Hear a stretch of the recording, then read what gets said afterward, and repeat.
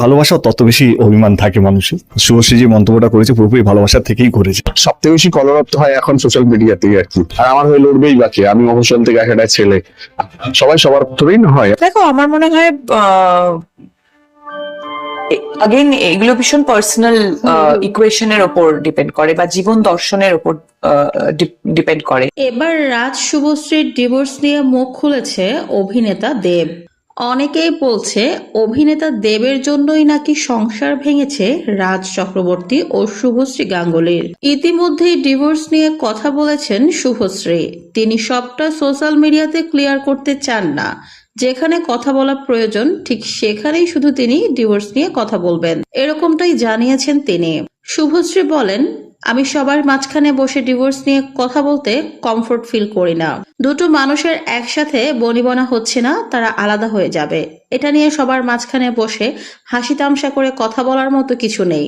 অন্যদিকে ক্ষোভ প্রকাশ করেছেন রাজ চক্রবর্তী।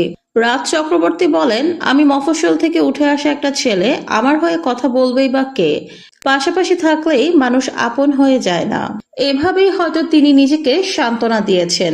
তবে এবার বহুদিন পর রাজ শুভশ্রীর ডিভোর্স নিয়ে মুখ খুলেছে অভিনেতা দেব।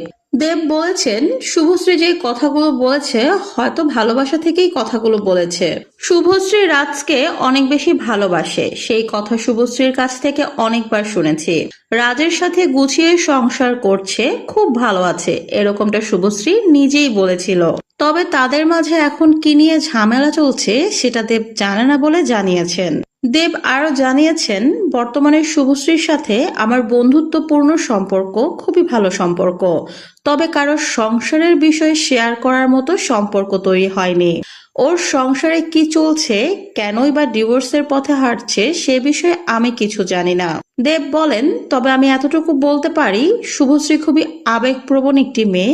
হয়তো টুকিটাকি ঝামেলা হয়েছে, তাই আবেগে এ ধরনের কথাবার্তা বলছে।